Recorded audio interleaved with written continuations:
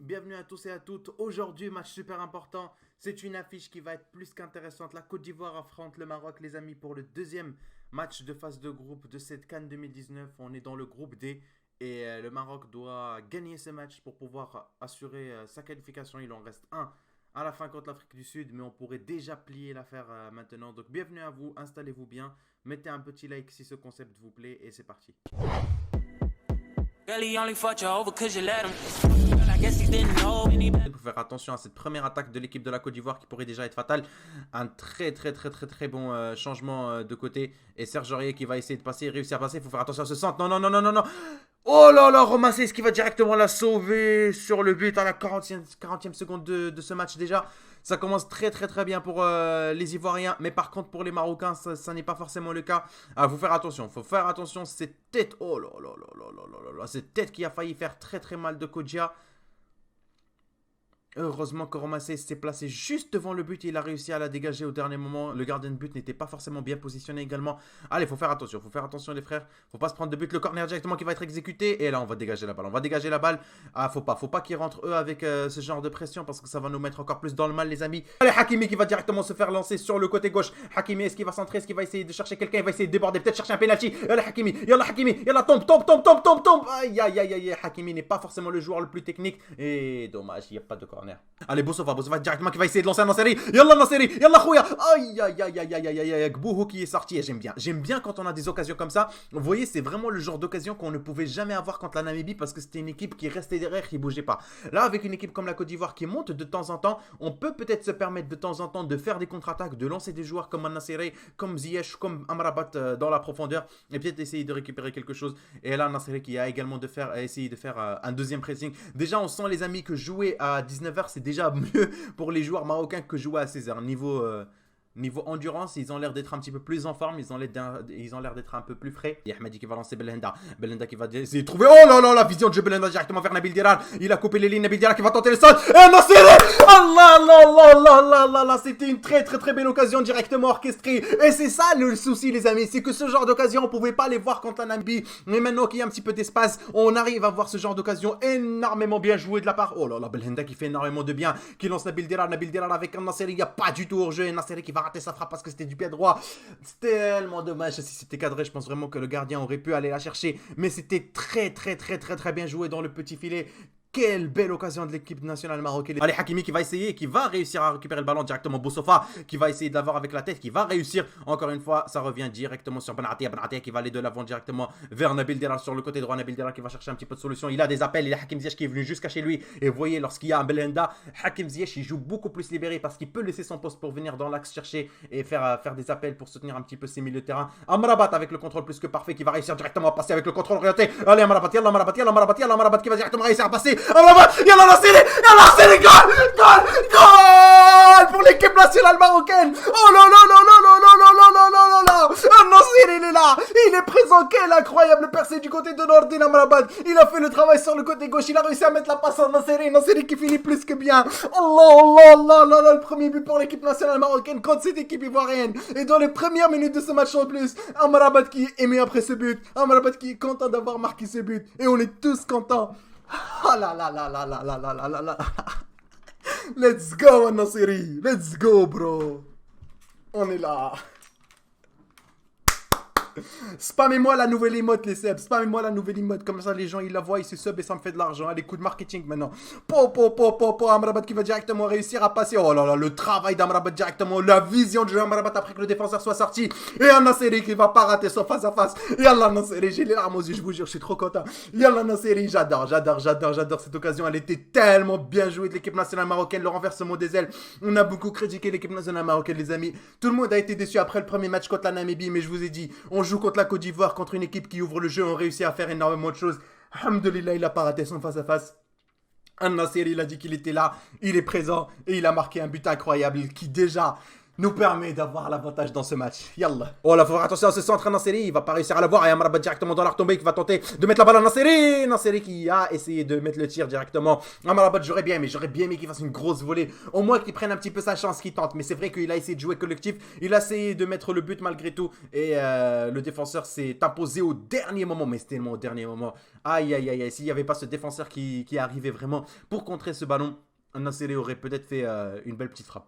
Aïe aïe, il faut faire attention, il a réussi à passer le numéro 8 de la Côte d'Ivoire. Oh là là là là, Benatia, faut dégager. Let's go Hakimi, on a dégagé, on a écarté le danger pour l'instant. Et c'est directement, c'est qui? C'est Hakimi qui va directement partir avec sa vitesse, qui va lancer Hakim Ziyech. La contre-attaque de l'équipe nationale marocaine, on a Amrabat, on a Nasseri en bas. On va aller chercher qui? On va laisser Nasseri avec le tir. Et là, non, Nasseri avec son pied droit qui a raté le cadre. Et on a directement Hervé Renard qui s'énerve, c'est surtout qu'Ozonian. Ah non, il s'est énervé, mais comment on a pu rater ça? Amrabat, il l'a laissé à Nasseri, c'était très très bien joué, ça m'a rappelé le but de la Belgique les amis contre le Japon, la contre-attaque à la dernière minute en Coupe du Monde de 2018 en Russie, c'était tellement bien joué de l'équipe nationale marocaine.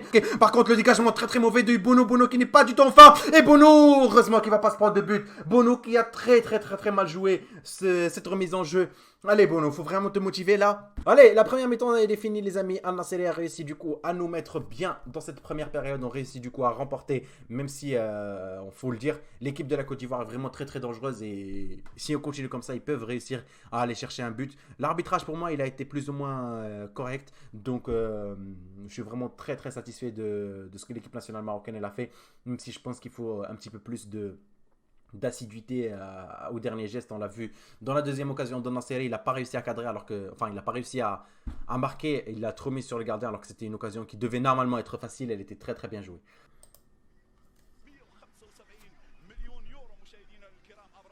Oh là là, Amrabat, trop beau, oh, magnifique ce but en vrai, il est trop beau. Ok, Nabil Dera qui va réussir à récupérer, là faut sortir la balle. On a Hakim Ziyech qui est venu à l'appui. Hakim Ziyech avec Al-Ahmadi. Très bon la balle en sortie de la part du milieu défensif. Voilà directement Hakim Ziyech qui va rentrer dans l'axe. Il va essayer de lancer directement Bark Bossofa. Il y a quelqu'un à gauche, il y a un joueur à gauche qui va tirer. Mais c'était quoi cette passe? Mais la tête de ma mère, tu mérites pas de jouer. Hakimi et son pied gauche. C'était quoi ce ballon en retrait de Hakimi? L'idée elle était très bonne. Mais c'était tellement mal joué. Mais pourquoi tu fais ça? La vraie première occasion de cette deuxième mi-temps, qu'est-ce qu'il nous fait, Hakimi? Bon, sauf directement, on a vu un joueur qui est en train de faire un appel de fou. On l'a lancé, Hakimi. Oh, il a fait un contrôle un petit peu derrière lui. Bon, c'est dommage, mais c'est pas grave. Parce que pour l'instant, on peut encore gérer la contre-attaque. On est au milieu de terrain avec Belhanda. Il n'y a personne devant lui. Il va peut-être tenter le gros tir. Belhanda avec le beau crochet. On va directement lancer Dirar Nasseri. Nasseri avec la talonnade. Wesh, ya khouya. Allah, ya khouya, Allah alik. Oh là, quelle belle occasion de la part de l'équipe nationale marocaine. Ah, vous voyez les contre-attaques, comment on réussit à bien gérer. Oh là là, Belhanda, regardez-moi le travail de Belhanda. Le crochet, comment il a lancé, mais il y avait hors-jeu, je pense. Il y avait hors-jeu, la talonnade. Oh là, de toute façon, même s'il avait marqué les amis, il y aurait eu faute. Allez, on doit continuer. Mais Hakim, yallah, Hakim, arrête de pousser la balle sur l'adversaire, t'es pas comme ça d'habitude. Réveille-toi ou sors, putain, allez, Hervé, faut faire un changement là. Allez, mon frère. Directement sur le côté gauche. Hakimi, il y a énormément d'espace. Hakimi qui va essayer de passer. Hakimi, le Pino, Wallah, il y a Pino, il y a pas Pino sur ça. Mais t'es fou, mais t'es malade. Mais dans quelle année il n'y a pas penalty? Bien sûr qu'il y a penalty. Sur cette occasion-là. Non, mais non. C'est quoi cet arbitre?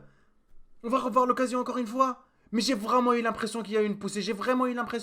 Voilà. Et franchement, c'est pas moi les gars qui devrais être sélectionneur de l'équipe nationale.